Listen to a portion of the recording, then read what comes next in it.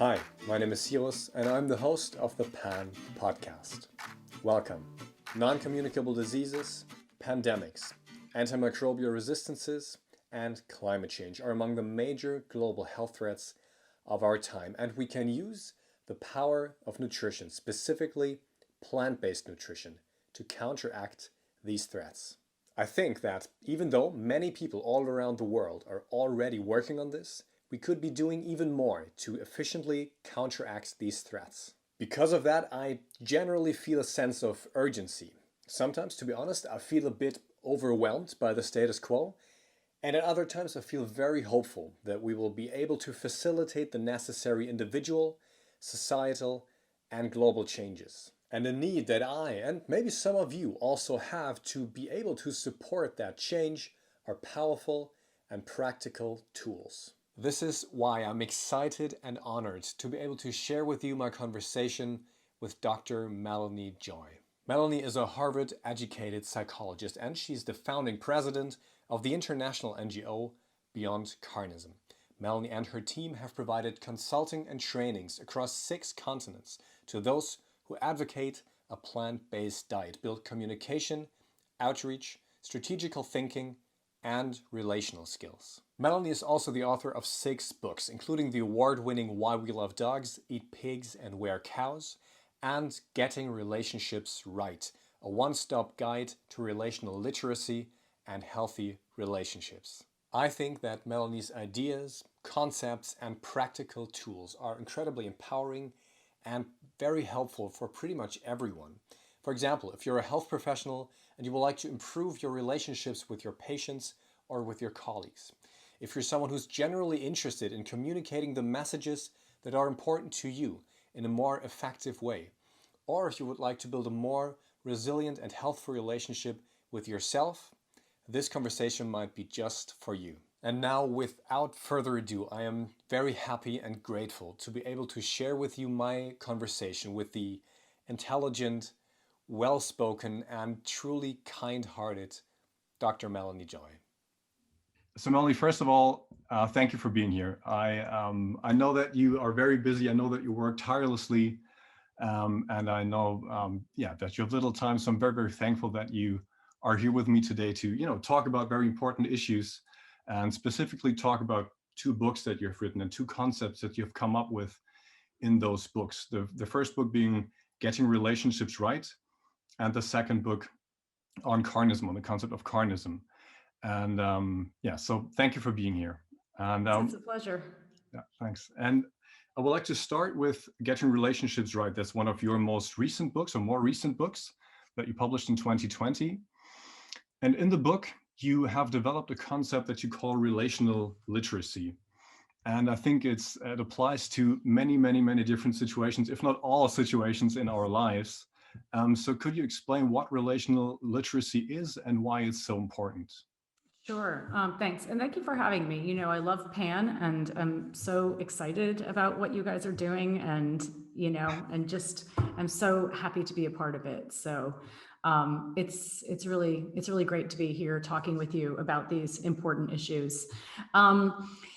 So relational literacy is the understanding and ability to practice healthy ways of relating. And you're absolutely right in that it is really applicable to pretty much everything in life. I mean, if you think about some of the greatest joys in your life and also some of your own deepest sorrows and frustrations, chances are they all have to do with relationships, right?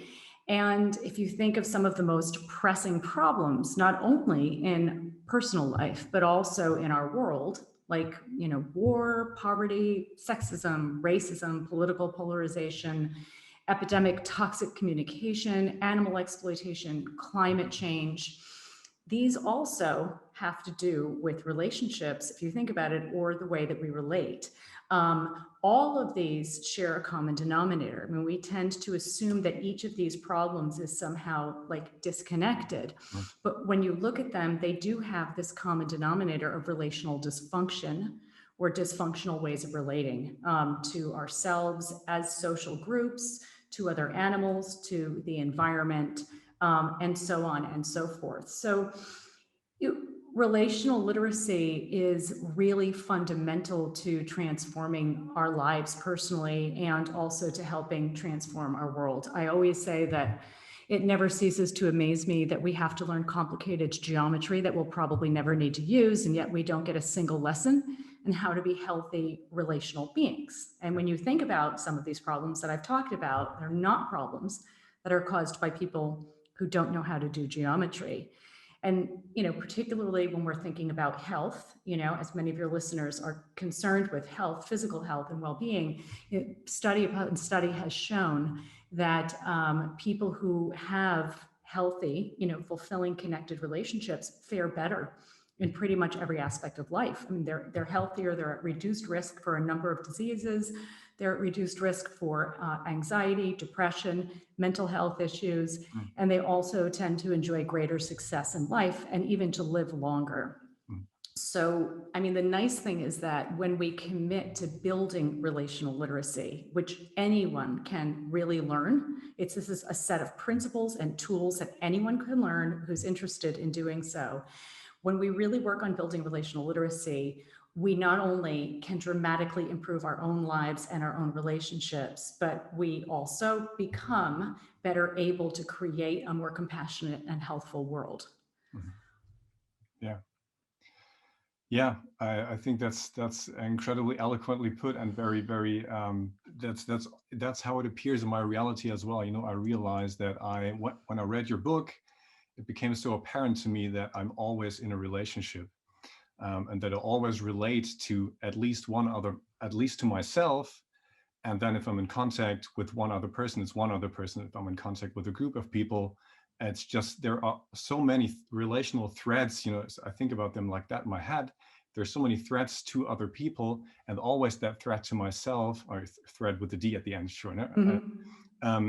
So we always relate, and it's like eating as well, right? If you think about diet, you don't do it all the time, but you eat maybe 2 or 3 times a day. And it's so powerful because we do it all the time. And I think that's really, that really speaks to the power of relational literacy, to become better able to relate, because we do it all the time. Why not use it as a powerful tool to, create change for ourselves, and also create change in society, really, and to transform, maybe some of the more dysfunctional ways that we are living nowadays that cause so many problems. Some of them that you've touched on, like climate change, non-communicable diseases, cancer, diabetes, heart disease. These all really have that underlying common denominator. So I think you're absolutely right. And that's very well said, and important what you pointed out, that we are always in relationship to at least one other one person, and that may be ourselves. We're always relating to ourselves. And, really building relational literacy it's not rocket science. I mean, of course, it takes practice, it takes awareness, and it takes commitment, but it's not rocket science. And it is a game changer. It's like the difference between, actual literacy, being able to read and write. When you move through the world and you're able to read and write, your experience is dramatically different than when you can't. And it's the same thing with relational literacy. It transforms your experience of yourself and your world and your ability to navigate the world. And for better or worse, we are always in relationship. We're always relating. And so better to know how to do that in a way that creates the kind of healthy outcomes that we all want.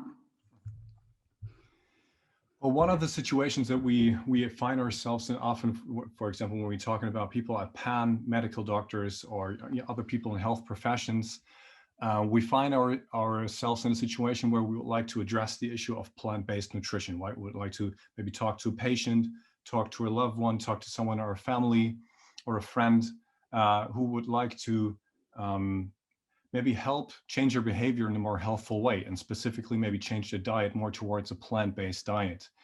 So how do you think that relational literacy can be helpful for that? It's such a great question. I mean, really, communication is the primary way we relate. Mm. So all of the principles and tools for building relational literacy, and we can talk about some specific ones Yeah. also in a little while, as I know you want to, but all of these principles and tools, of course, apply to the way that we communicate. And, you know, when we learn how to communicate effectively, we are much more likely that our message will be heard, or it is much more likely that our message will be heard as we intend it to be heard. My earlier book that you were referring to previously, Why We Love Dogs, Eat Pigs, and Wear Cows, looks at the psychology of eating animals. And in that book and in a lot of my work, I talk about, and we can get into this a little bit later, but I talk about this automatic defensiveness that many people, this wall that many people put up as soon as they hear plant-based or, God forbid, vegan. You know, and I'm sure many people listening to this can relate to that. You know, as soon as you start talking about, you know, all you have to do is say, I'm vegan, if you're vegan, you know, or even I recommend that you eat more plant-based foods. And it's not uncommon for somebody to just say, oh my God, don't tell me that, you'll ruin my meal, and to be very resistant to the message. When we understand how to communicate effectively, when we understand the psychology of this resistance, of course, we're much better able to bypass this defensiveness. You can't force people to change, as we know. But what we can do is we can communicate in a way that increases the chances that our message will be heard as we intend it to be, instead of suddenly getting, you know, reacted to with this incredible resistance that often happens. You know, and also we are part of movements for social change, you know, whether you're a plant-based practitioner who is part of this plant-based movement, as it were, or you're a vegan advocate, you know, you are a part of something that is greater than your individual self. And a movement and the organizations within the movement, they're only as effective as they are healthful. You know, so when you think of like a movement is a system is simply, you know, in this case, it's simply, you know, an entity that's made up of two or more relationships. So your organization is a system, your movement is a system, your family is a system, so on and so forth. Healthy systems are resilient. That means, you know, so the more people within a system, within an organization, for example, that's promoting plant-based eating, or within a movement that's promoting veganism, however you want to put it, the more people in that system who understand how to relate in a way that's healthy, the healthier the system itself is. And you can see many systems that are working, you know, made up of very well-intentioned people who are working toward very important forms of social transformation, end up cannibalizing themselves. With infighting, people have different ideas about strategy, different ideas about how to communicate, you know, becoming ideologically rigid, and so on and so forth. So relational literacy enables those of us who are working to raise awareness in the world, who are coming up against this defensiveness to our message, and who really need to have a certain amount of solidarity and to be able to work together effectively. It enables us to communicate more effectively and to get our message out more effectively, and to create more resilient movements and organizations in the process. Yeah. Yeah, I think that's, yeah, thank you for sharing your insights there. I think that's just another crucial point about your concept of relational literacy, that it's applicable in every scenario, right? In every scenario. So it's not just individual, for example, individual relationships with a romantic partner. It's also social groups. I mean, a group also are, you know, politics are also made up of people. All these groups, sometimes these massive entities that we think of as just an entity, right? They're just people. I mean, they're just like you and right. me. They're just people that are also always in a relationship. They're also always in a relationship with themselves, and they also always relate to people around them. So it's not just something that is set in stone and that can never be changed. We have seen social transformation before. I mean, there have been many social transformations before, and they have always been, you know, done. This has always been brought forward by people who think differently and who are able to communicate their message in a good way, and who are able to bring their message forward in a good way. So I think, yeah, again, this is just, I'm so passionate about this as well. And I was so happy to read your book, and can really just encourage everyone to read the book, because it's so empowering. It's so empowering to be able to to communicate to one another. I've heard you say somewhere else in an interview that the only reason we talk is because we're not telepathic, right? I mean, if I were telepathic, we sort of wouldn't have to talk to one another, right? So that's actually true, and I find this incredibly empowering to be able to use your words in a more effective way to get the message across.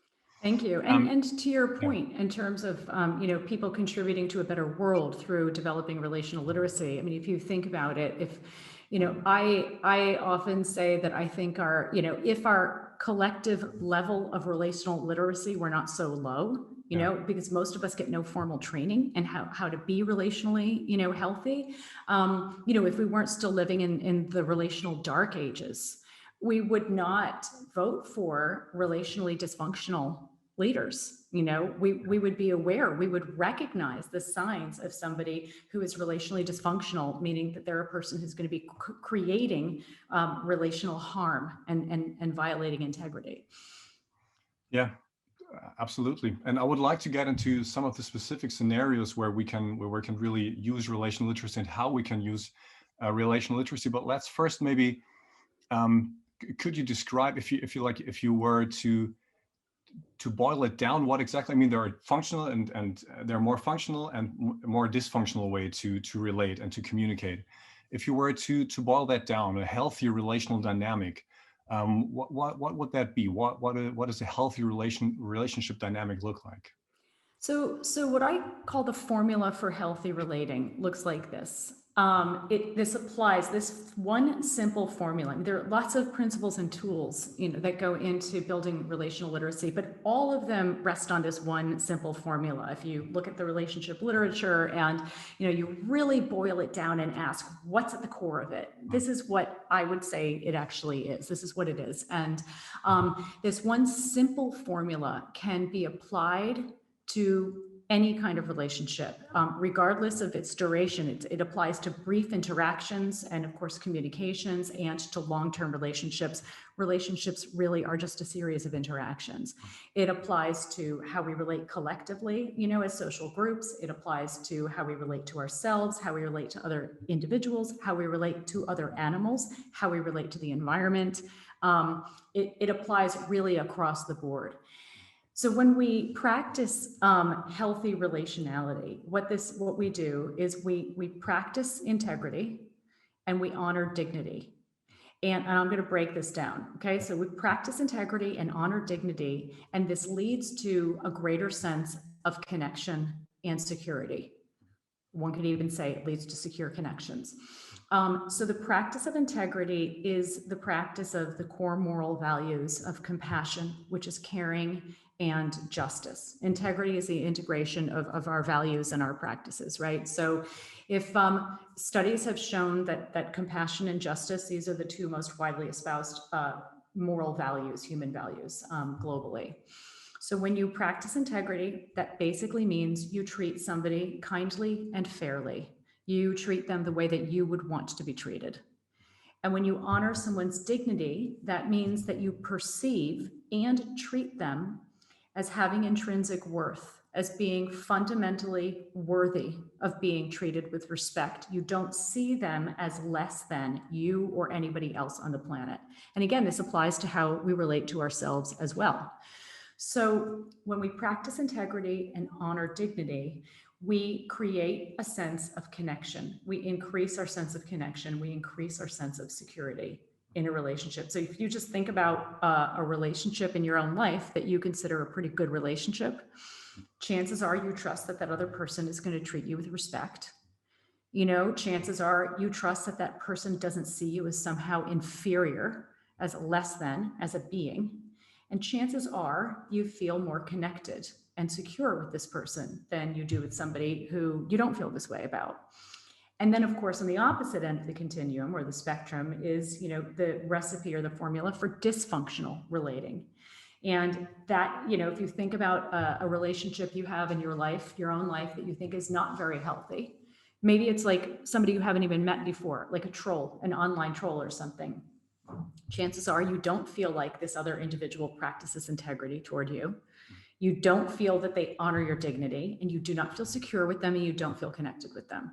And like most things in life, this formula exists on a spectrum. It's not that a relationship or an interaction is healthy or unhealthy, healthy or dysfunctional. It's more or less healthy or dysfunctional. And so the nice thing about the formula is that it's really simple, and it's widely applicable. And at any moment in your life, at any interaction with yourself, even through your own self-talk, you can pause and reflect. If you start to feel off, if you start to feel tense, if you start to feel sad, if you start to feel disconnected, you can pause and ask yourself, do I feel that I'm being treated with respect right now?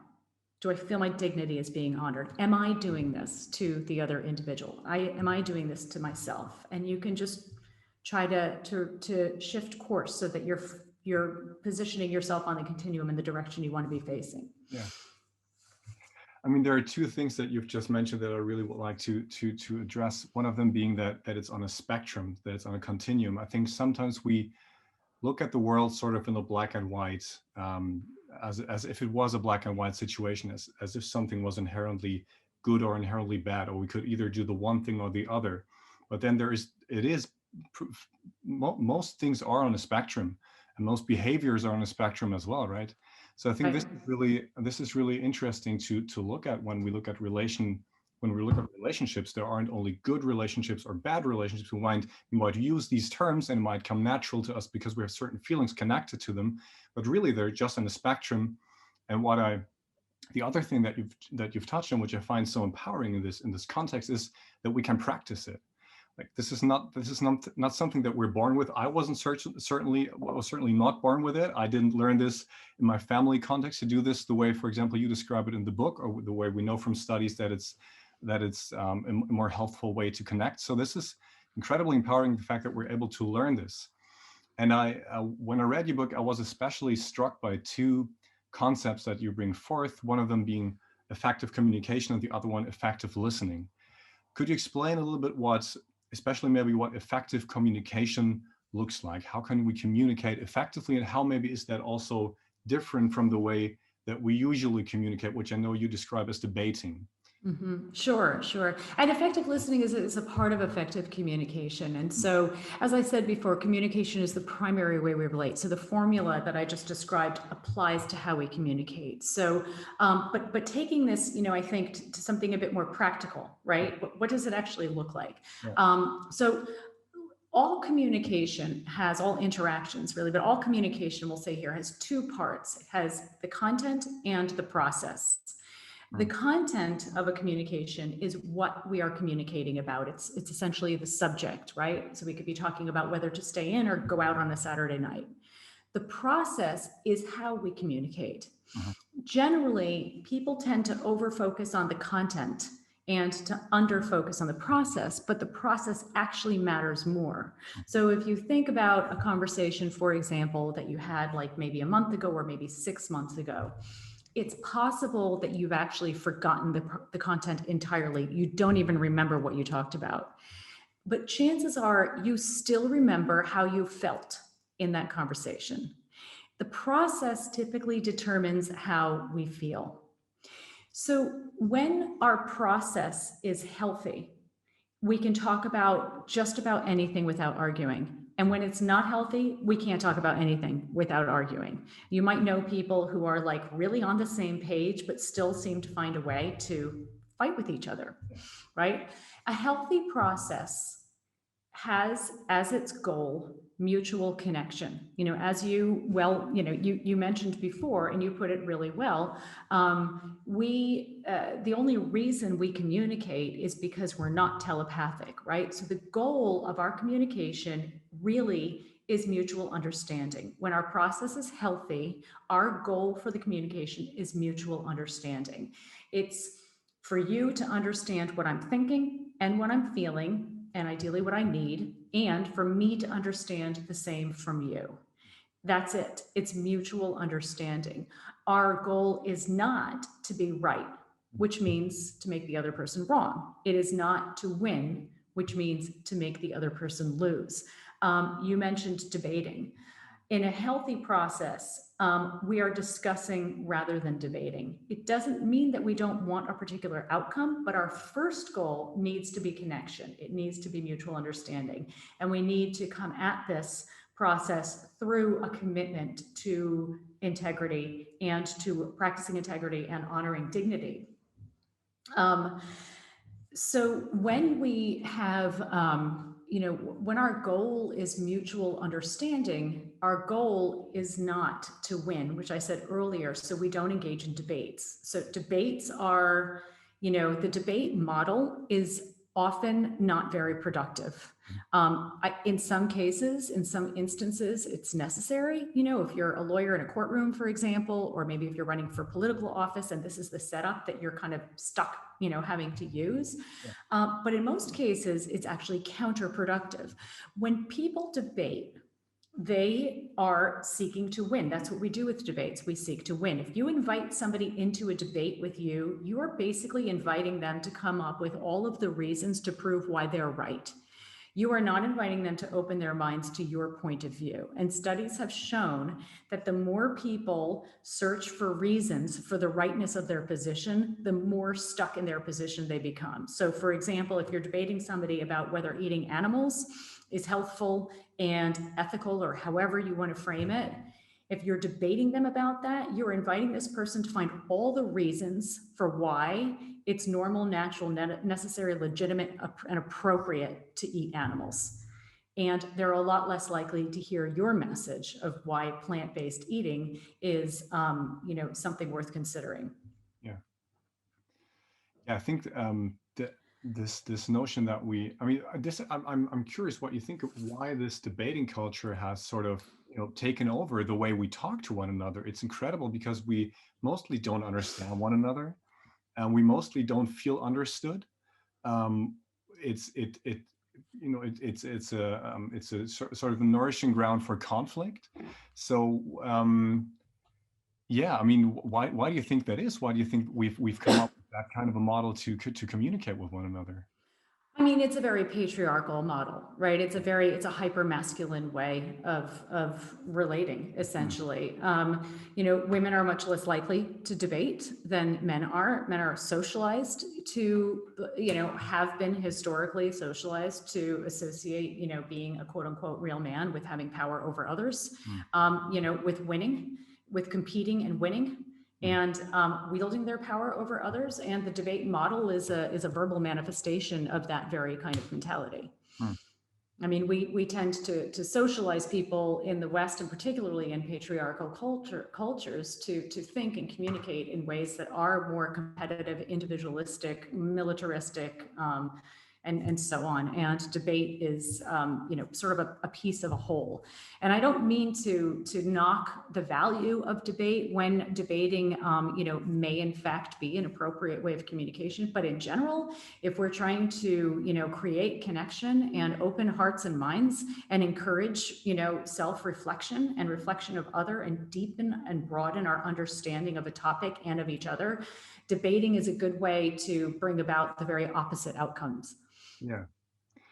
I mean, yeah, I totally agree. And I think what, and you talk about this in the book as well. It can always, if you show that you're right, basically what you're at the same time, and you said that before in your statement as well, you're trying to show that the other person is wrong. If you win, you let the other person lose, and that can create difficult like emotional dynamics as well, right? If you create shame, for example, in another person, then that's a situation where you have a person that might not be willing to listen to your message. So I think with this notion of trying to be right or wrong, I think we have a much better chance of getting our point across using your model of relational literacy and really talking to one another compassionately. Yes, and I mean, it doesn't mean that we can't have factual understanding that we want to share. But what I'm talking about is simply not making the goal of your conversation proving the rightness of your position. And that's a shift. And you're absolutely right. When we communicate in a way that's shaming, which is basically what happens when we do not apply the formula I talked about earlier, when we violate our integrity and harm the dignity of others, that is communicating that's communicating in a way that's shaming. And when we communicate in a way that's shaming, that suggests to the other individual or to ourselves, if we're communicating with ourselves, that they are somehow less than or inferior. Shame is the feeling of being less worthy than others. And you can shame yourself, when you compare yourself to an idealized version of yourself, for example. When somebody feels shamed or even the threat of being shamed, the typical way that they respond to this is to become defensive. When somebody becomes defensive, that basically means they're in a state of hyperarousal, whether it's like serious, like extreme hyperarousal where they're completely triggered and defensive, or it's really mild. Regardless, this means that they have less access to their rational faculties and they're less connected to their empathy. So basically, when you communicate in a way that suggests that a person is somehow less worthy, when you communicate in a way that's judgmental, that reflects contempt, looking down on somebody, that doesn't honor their dignity, what you're essentially doing is increasing the chances that they will be less rational and less open to your message and more defensive. And there have been, very interesting studies demonstrating this response. I mean, these are points that are so interesting, especially when you think about, for example, when you've touched on that, when you are factually right with something. For example, looking at plant-based nutrition, we have so much data showing that a more plant-based diet is a diet that's more helpful individually as well as more helpful for the planet, right? For planetary health. So I think we have a point there, for example, that we also try to get across with PAN. So there's the factual side of it. And then there still always remains the relational side of it, right? The communicating compassionately is still important, even though if you have a fact, you don't want to push that, fact down someone else's throat.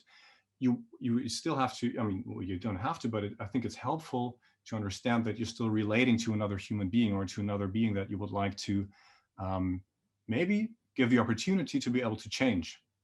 Yeah, absolutely. And this is why, when the work that we do, for example, my organization, Beyond Carnism, we really focus on raising awareness, not on convincing people to change, but really raising awareness, because, people are at all different stages of readiness for change. Back to your point about promoting plant-based nutrition, there are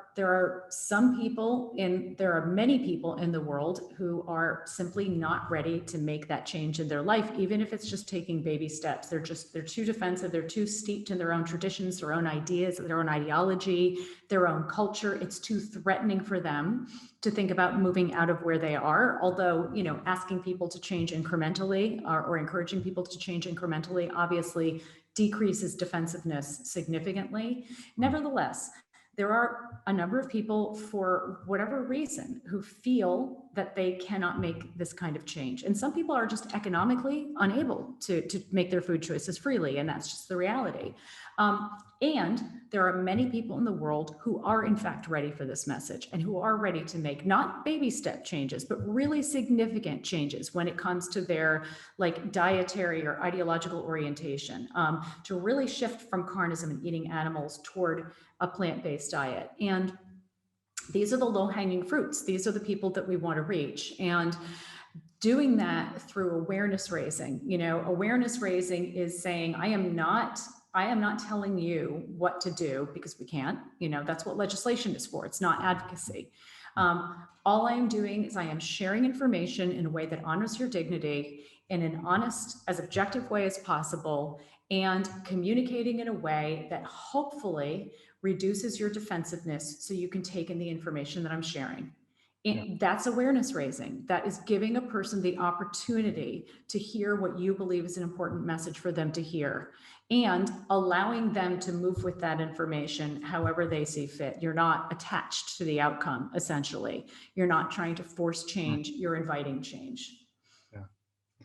Yeah, with an accepting attitude, right? I mean, that's just Melanie, I don't want to keep you for too long. We don't have that much time left, but it's really important to me to also touch on another topic that I introduced at the beginning. Your book, Why We Love Dogs, Eat Pigs, and Wear Cows. You've now also addressed the concept that you call carnism. Maybe you could talk a little bit about what carnism is, first of all, and maybe also how the understanding of carnism can help promote plant-based diets.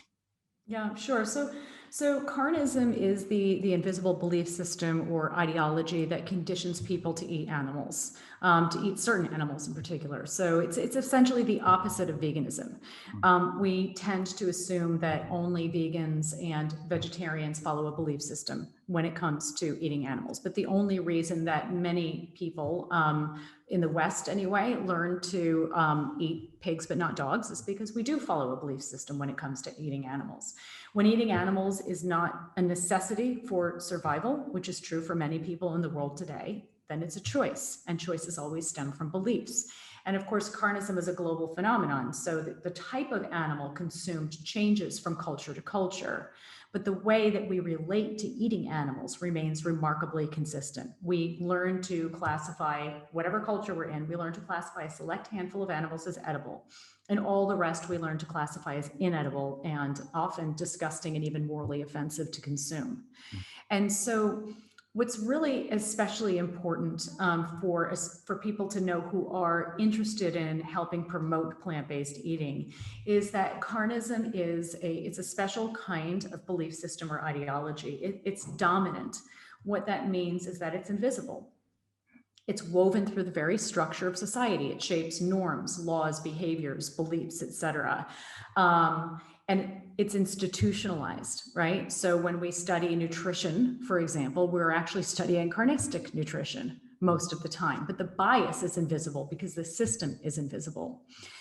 Carnism is also a violent or oppressive system. It's literally organized around extensive and intensive violence toward non-human animals. And most people would not willingly support this kind of violence.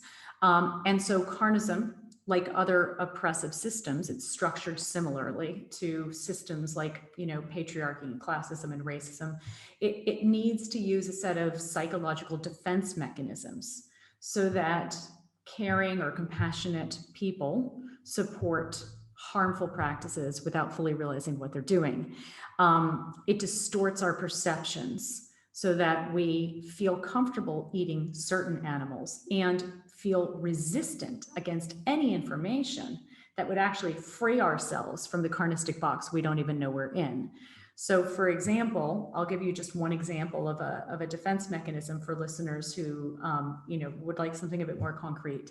Carnism uses a defense called abstraction. Carnism teaches us to see farmed animals as lacking in any individuality, lacking any personality of their own. We just think of them as abstractions. A pig is a pig, and all pigs are the same. This is a psychological distancing mechanism, which makes us comfortable eating the flesh of pigs when we would be very uncomfortable eating the flesh of dogs. We haven't learned to distance ourselves and disconnect from dog flesh, not in this culture anyway. And one other example of a defense is justification. We learn to believe in what I call the 3 N's of justification, that eating animals is normal, natural, and necessary. Arguments that have been used to support violent practices, of course, throughout human history. So for anybody who's really interested in promoting plant-based eating or stepping out of this carnistic box that we've all been socialized into, when we're born into carnism, we inevitably look at the world through the lens of carnism. Really stepping out of this box and reconnecting with their authentic thoughts and feelings when it comes to this issue of eating animals. They can visit our website, carnism.org. We have a lot of information there. And if you're working to promote plant-based eating, it can be very helpful to understand the psychology of carnism. That will really help you communicate your message in a way that prevents the kind of back and forth of justifications and defensives that you can get stuck in very easily. Yeah, thank you very much for explaining what carnism is, and also for explaining how important it is to understand the psychological concepts of what we eat and how we eat, as well as, not only what we eat from a nutritional perspective, but I mean, I can speak from a nutritional perspective. It's not necessary to eat any animal products. You can thrive and live healthfully on a plant-based diet as well. Melanie, I would like to thank you again very, very much for being here. Your work is incredibly valuable. As I said, I find your books incredibly empowering. I think one thing that you can do especially well is just to unpack and unravel things that we just see as normal and as things that it's always been like that. For example, also concerning relational literacy, I used to have the invisible belief that you can either relate very well and you either have good relationships, or you're just not the kind of person who has good relationships, right? So this is also, I thought, an invisible belief. And I think you're able to really show with such clarity that these things are not the way they appear in the first place. So I would like to thank you very much for all the work that you're doing. I know you work tirelessly, and I know you spend so much time and energy on getting your message across. And I thank you for spending some time with me and for getting the knowledge and your wisdom across to myself and to our listeners. So thank you very much. Well, thank you, and I'll put the compliment right back to you. And I have talked a lot about this before, and I really appreciate your just natural relationality, and which shows in this interview, and how easy you are to talk to, and how clear you are, and thoughtful of my experience, the experience of the listeners, and the work you're doing is really fantastic, and I'm so grateful for it. So I love it when I can experience these synergies, which I feel like is really a very good expression of what we're talking about here, which is collaboration rather than it's like the discuss rather than the debate model that we were talking about before. So thank you. It's been a real pleasure. It's Power With, and I can really encourage everyone to read your book. It's opened my mind and my heart as well. Very heartwarming book, and just filled with lots of valuable information and all of your wisdom that you're able to share. So thank you again, Melanie. It's a pleasure. Take care. Now, I hope that you are able to take away something helpful for you from this conversation. If you like the message that Melanie shares, and if you would like to learn more about her work, make sure to check out her websites at carnism.org and melaniejoy.org. If you're interested to learn more about plant-based nutrition, we invite you to check out our website at pan-int.org and subscribe to our social media profiles. I would like to leave you with some parting words. This conversation was more about the how than the what. Of course, the what matters, and it's always crucially important to check and double check whether what you're sharing is factually correct. Now, I think what Melanie's insights can additionally teach us is that the how is just as important when our goal is to be heard and understood, and to hear and understand the other. Thank you for listening to or watching the podcast. I wish you all the best and hope to see you soon.